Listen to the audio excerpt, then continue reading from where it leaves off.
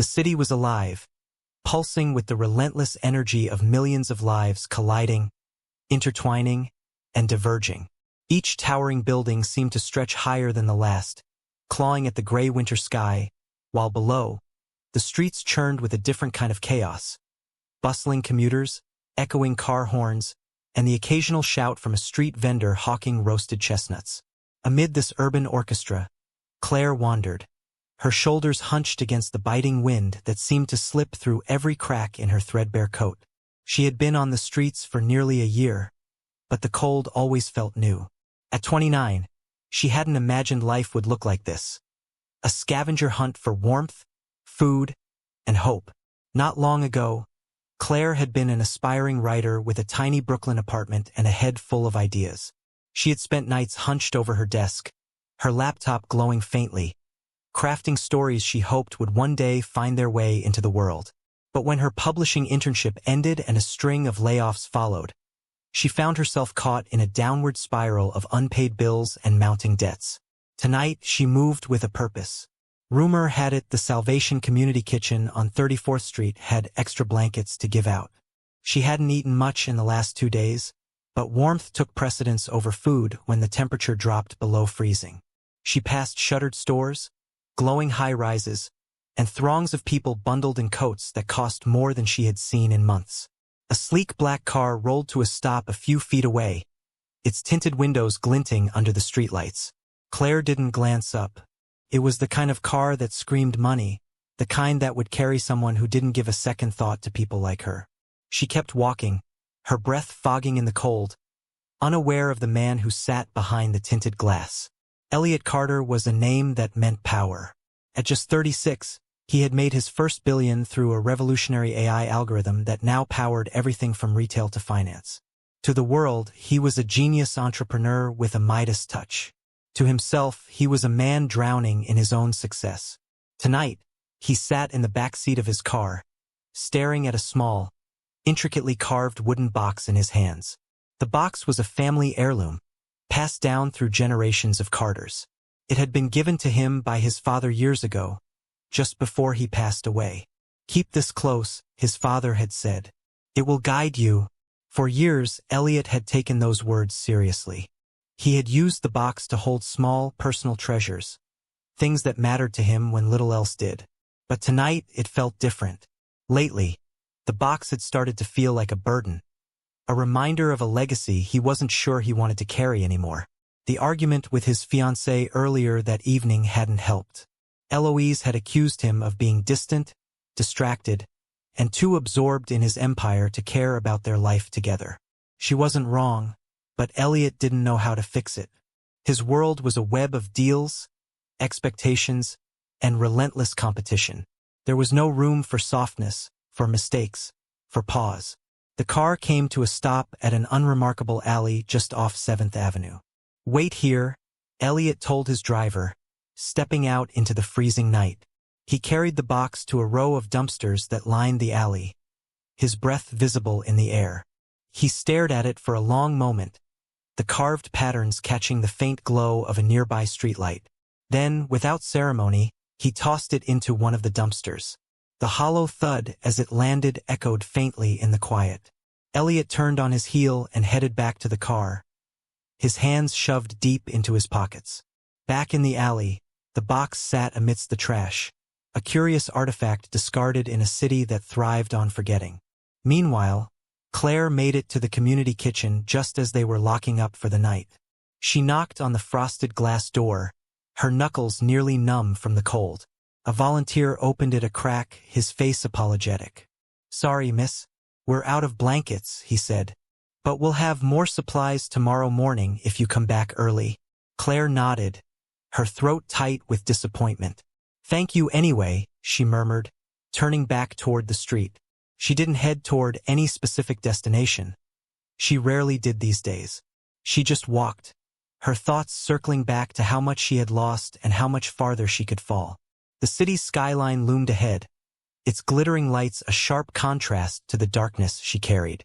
Somewhere, someone was throwing a lavish party in a penthouse. Somewhere, someone was signing a deal worth millions. And somewhere, Someone had just tossed away a small wooden box that would soon change everything. Claire woke the next morning to the familiar sound of the city coming to life.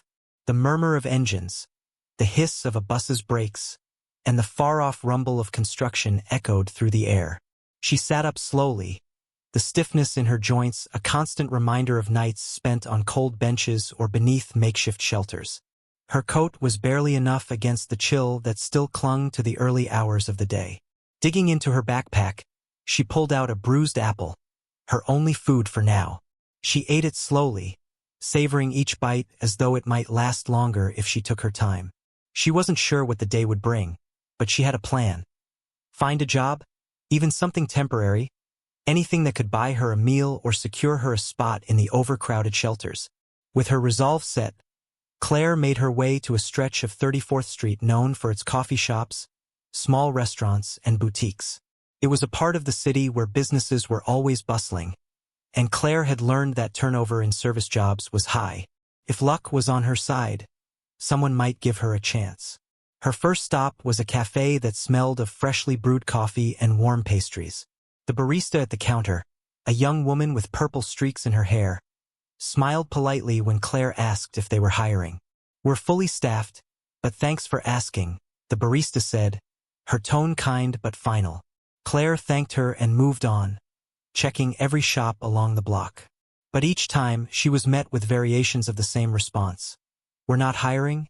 Try again next month," or the most common one, a simple shake of the head without further explanation.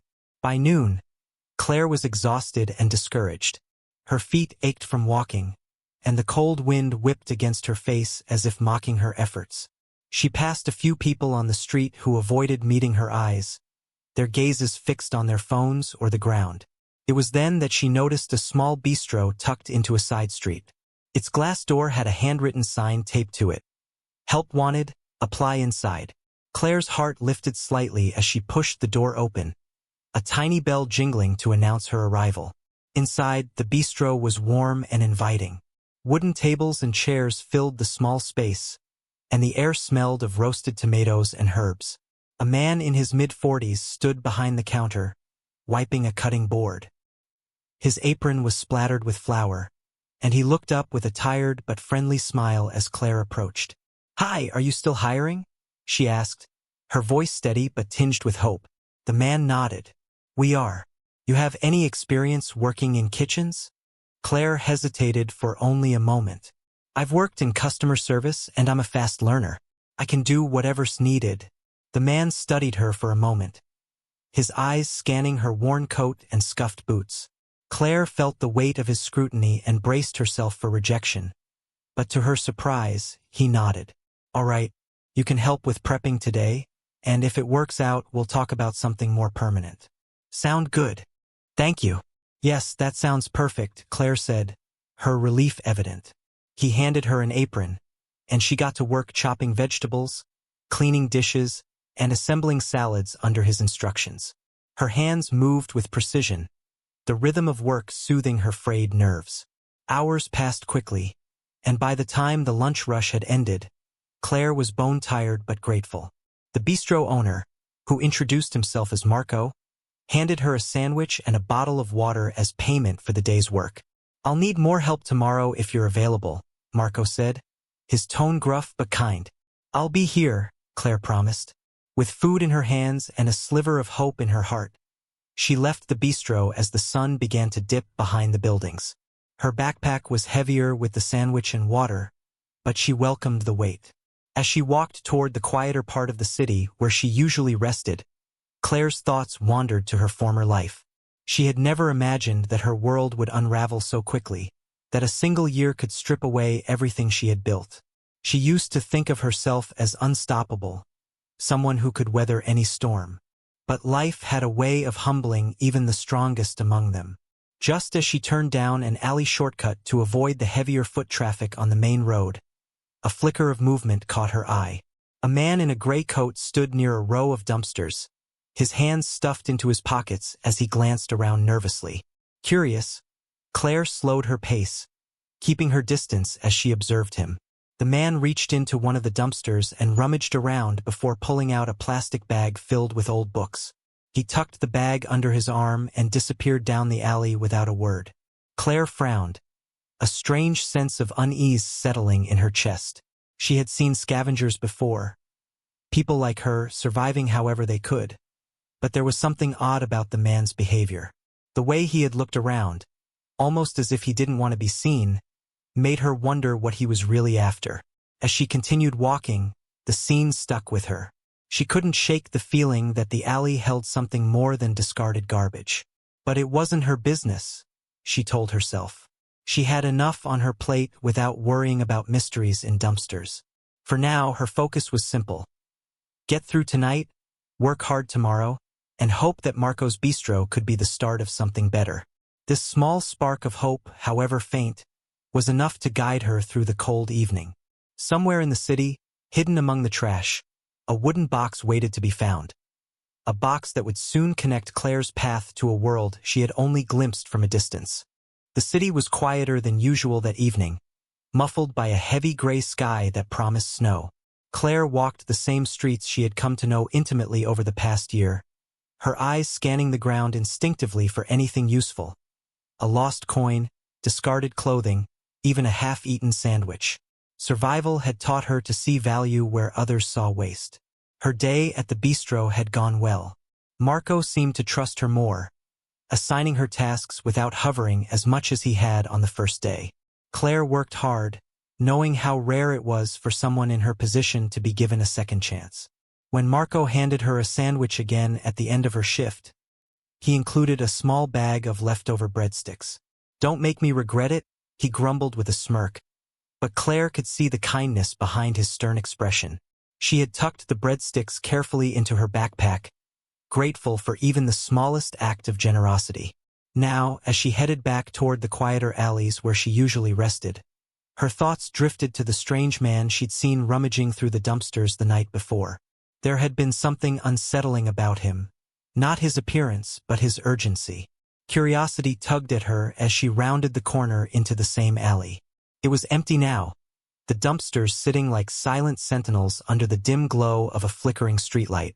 The snow began to fall, light and feathery, dusting the ground and softening the edges of the trash that spilled out from the containers. Claire hesitated. She had no real reason to stop, but something about this place felt different tonight.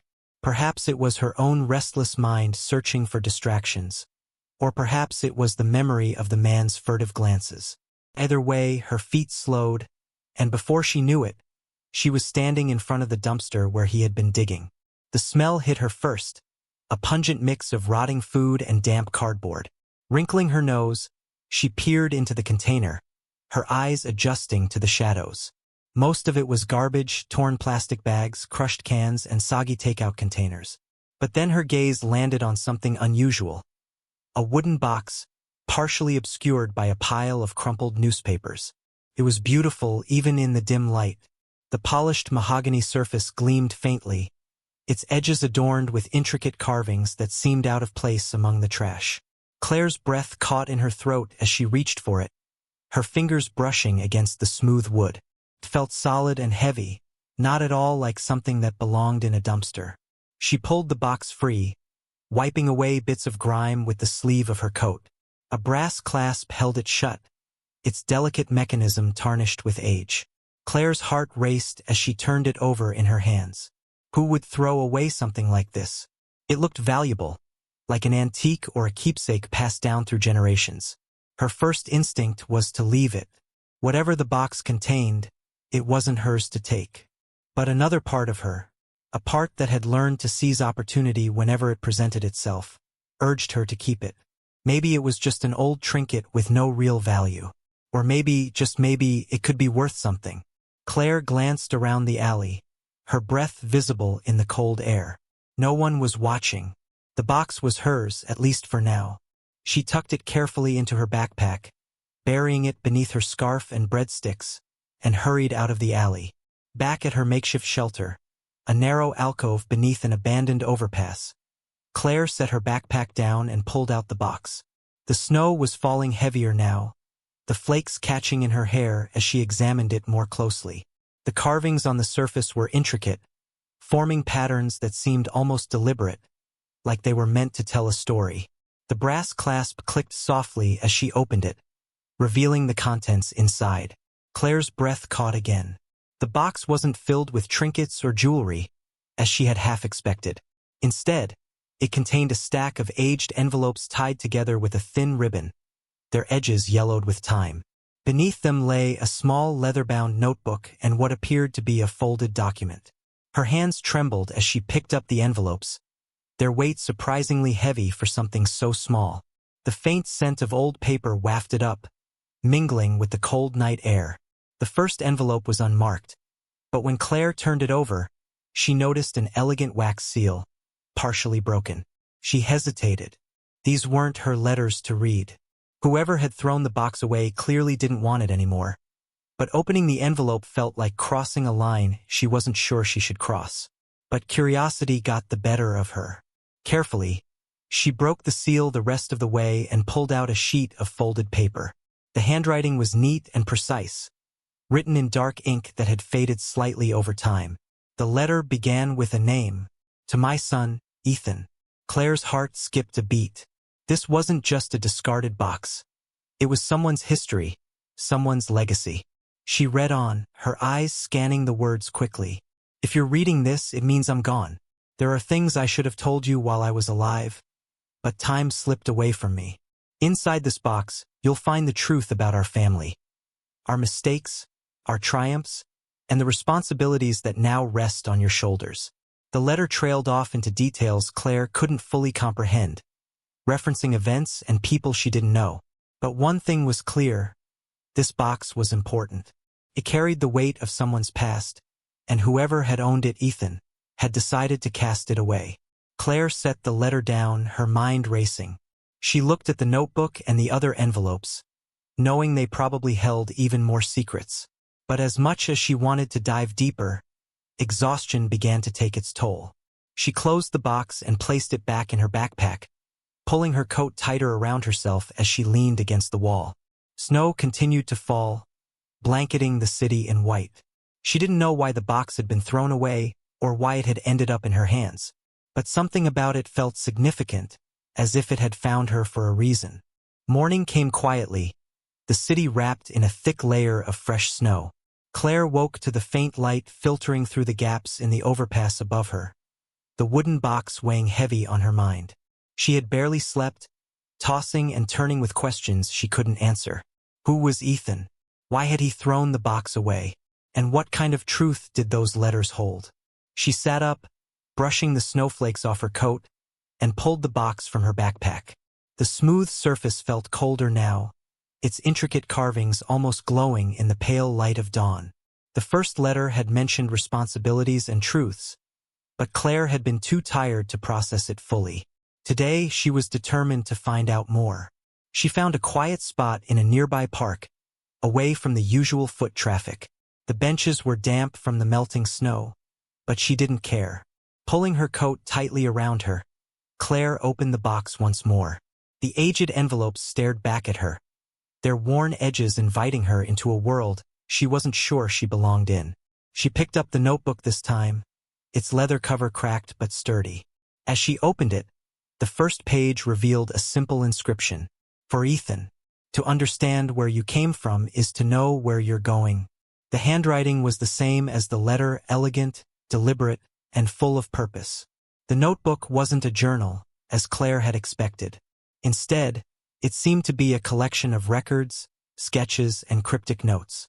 There were diagrams of old buildings, lists of dates, and even a hand-drawn map with no labels. Each page was more confusing than the last, and yet Claire felt a strange pull to keep turning the pages, as though the answers were just out of reach. About halfway through, she found a folded piece of paper tucked between the pages. It wasn't yellowed like the other letters. It looked newer, the ink sharper. Unfolding it carefully, Claire saw a simple address scrawled across the page. 213 Park Row, New York City. She frowned. She had walked every corner of the city in the past year, but Park Row wasn't a place she visited often. It was part of the financial district, a neighborhood dominated by sleek office buildings and high-security banks. What connection did this address have to the box? Claire glanced at the other letters, still tied neatly with the ribbon. She hesitated. Reading one had already felt invasive, but now the curiosity burned brighter than her guilt. Carefully, she untied the ribbon and pulled the top envelope free. This letter was addressed simply, "To whoever finds this." Her pulse quickened as she unfolded it. The handwriting was the same, but the tone was different, heavier, more urgent. "If you're reading this, it means the box is no longer in my possession. I've spent years trying to decide what to do with it, and in the end, I couldn't bring myself to destroy it. Everything inside holds the weight of my family's choices, good and bad. If you found this, I hope you'll understand its importance. And if you choose to pursue the truth, be prepared. It may not be what you expect." Claire stared at the letter, her thoughts spinning.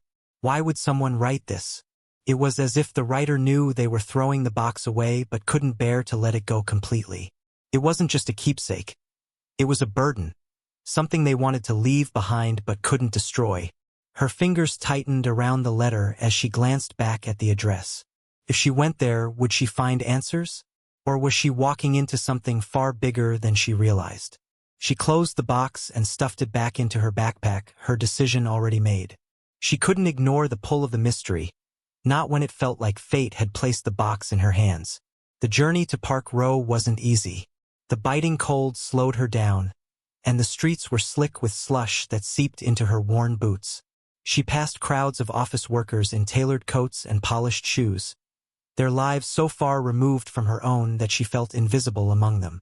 When she finally reached the address, her heart sank. It wasn't a house or a shop. It was an old office building, its stone facade weathered but imposing. The brass plaque beside the door read, "Carter and Monroe Financial Trust." The name hit her like a jolt. Carter. That was Ethan's last name.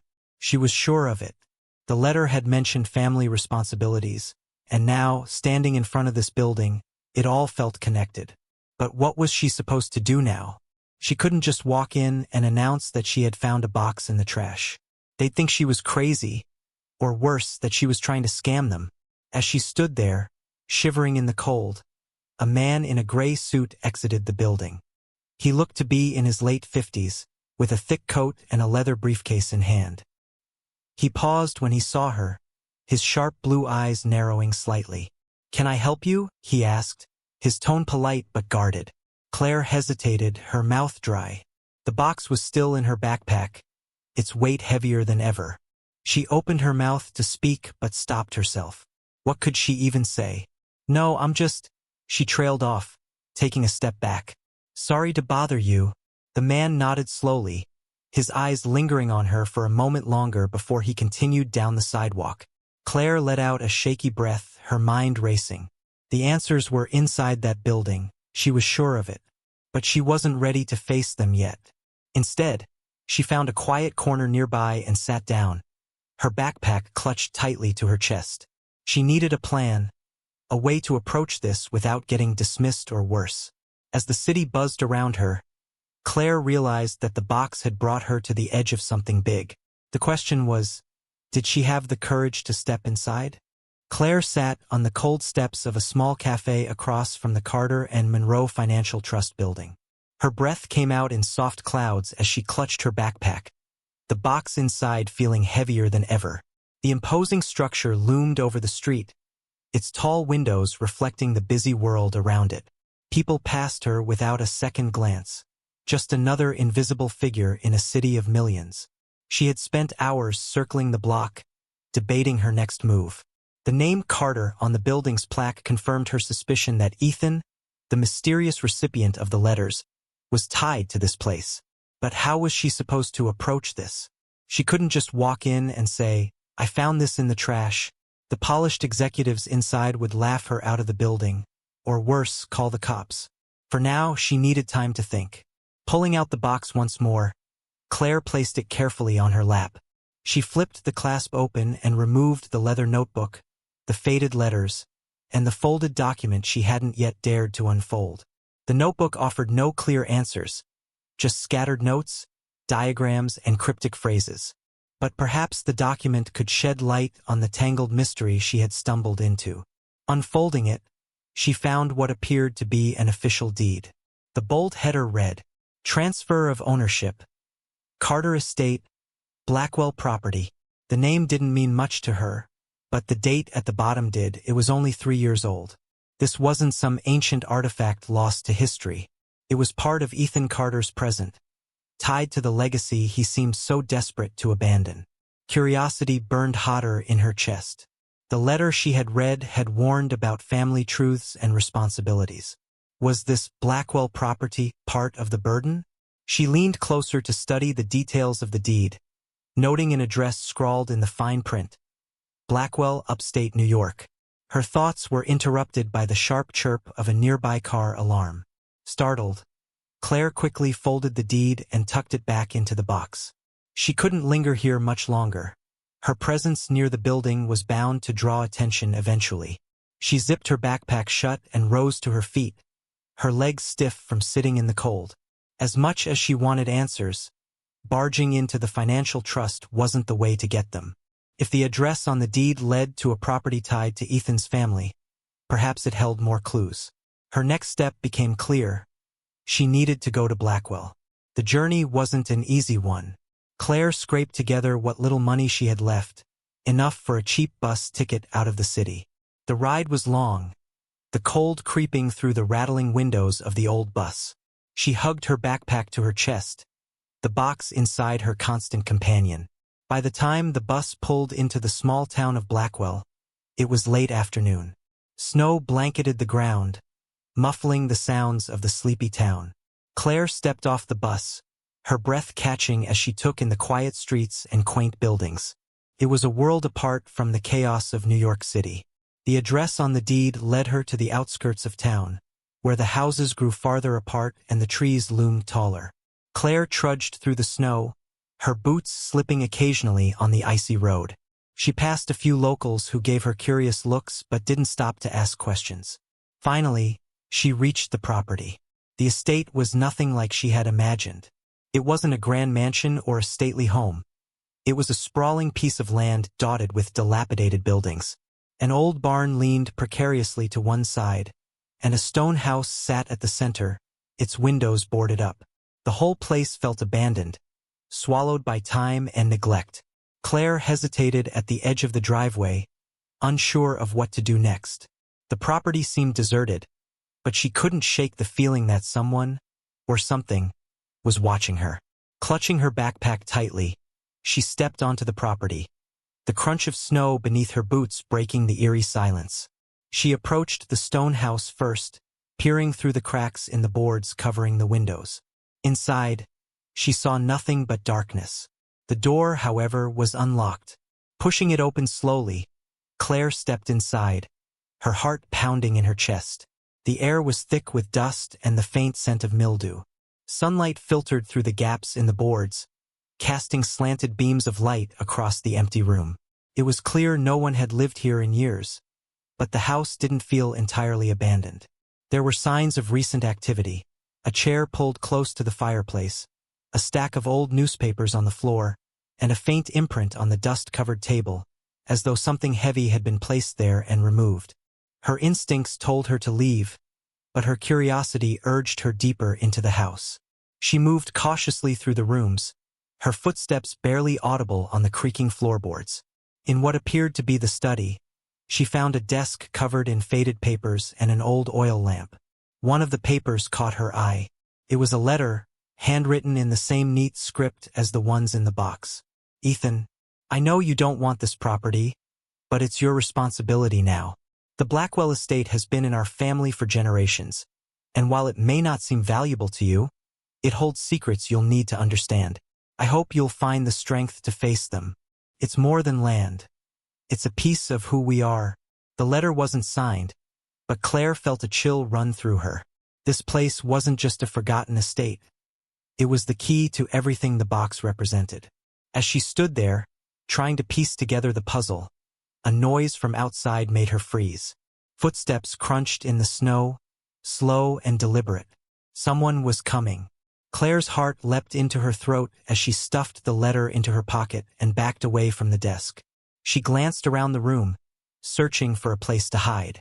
Whoever was outside wasn't here by accident, and she wasn't ready to explain why she was trespassing on private property.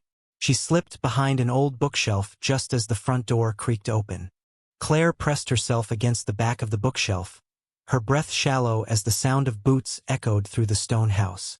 The slow, deliberate steps moved closer, each one amplifying the tension in her chest. She gripped the edge of the shelf tightly, the old wood rough against her palms. Whoever was here wasn't just passing through. They were looking for something, or someone. "Hello!" A man's voice called, deep and steady. It carried an edge of authority but lacked outright hostility. "If someone's here, it's better to show yourself now." Claire's heart pounded. She debated running but knew the snow outside would give her away. Instead, she stayed still, willing herself to blend into the shadows. The man moved further into the house, his boots creaking on the wooden floor. Claire risked a glance through the gap between the shelf and the wall. He was tall, with dark hair streaked lightly with gray at the temples. His coat was expensive, tailored, and completely out of place in the decaying estate. And then she recognized him. It was Ethan Carter. The realization hit her like a jolt. This was the man whose name was scrawled across the letters, the man who had discarded the box as though it were meaningless. What was he doing here? Had he changed his mind about the property? Ethan moved into the study, his sharp gaze scanning the room. His eyes lingered on the desk, where the faint outline of the letter Claire had taken remained in the dust. His expression hardened. "So, someone is here," he muttered under his breath. Claire's pulse quickened as he began searching the room more methodically.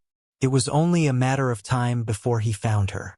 Taking a deep breath, she stepped out from behind the bookshelf, her hands raised slightly in a gesture of surrender. "Wait," she said quickly, her voice trembling. I'm not here to steal anything."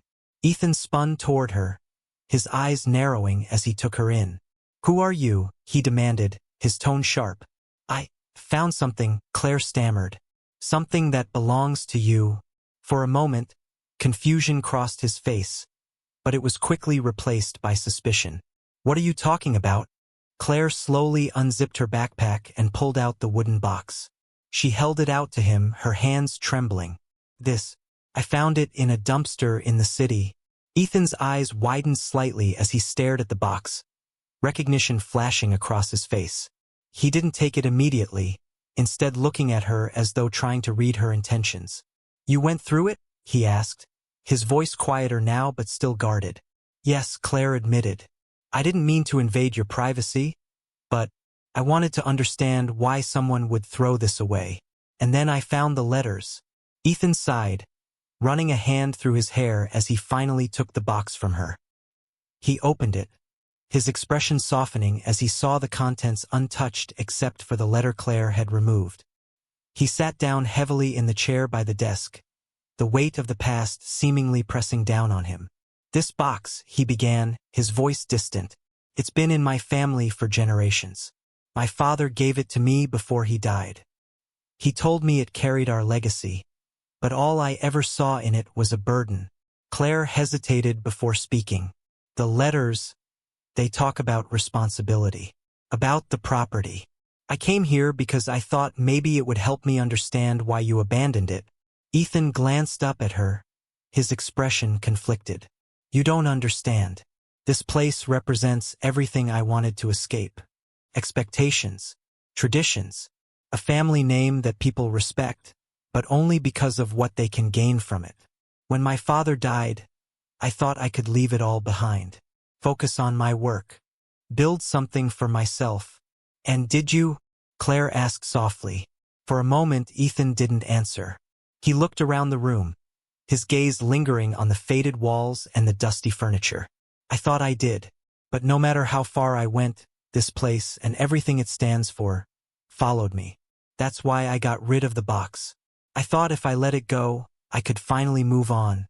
Claire took a step closer, her voice steady despite her nerves. "Maybe it's not about leaving it behind. Maybe it's about facing it. The letters, the notebook, they aren't just about your family's past. They're about understanding who you are. You can't run from that." Ethan looked at her, his guarded demeanor cracking just slightly. "You seem to know a lot about running," he said, his tone almost curious. Claire hesitated. "I do. I've been running from my own failures for a long time. But finding this box, it reminded me that we can't outrun who we are. We have to face it, even when it hurts." For a long moment they sat in silence. Ethan's grip on the box tightened as he seemed to weigh her words. Finally, he stood, his expression unreadable. "You're right," he said quietly. "I've spent my whole life trying to bury this part of me. But maybe it's time to stop running."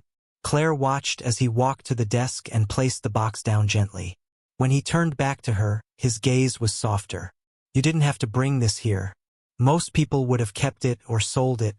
"I didn't do it for money," Claire said simply. "I did it because it felt like it mattered." Ethan nodded, a small, almost grateful smile tugging at the corners of his mouth. "It does." As the snow began to fall again outside, Ethan turned to look out the window, his thoughts clearly miles away.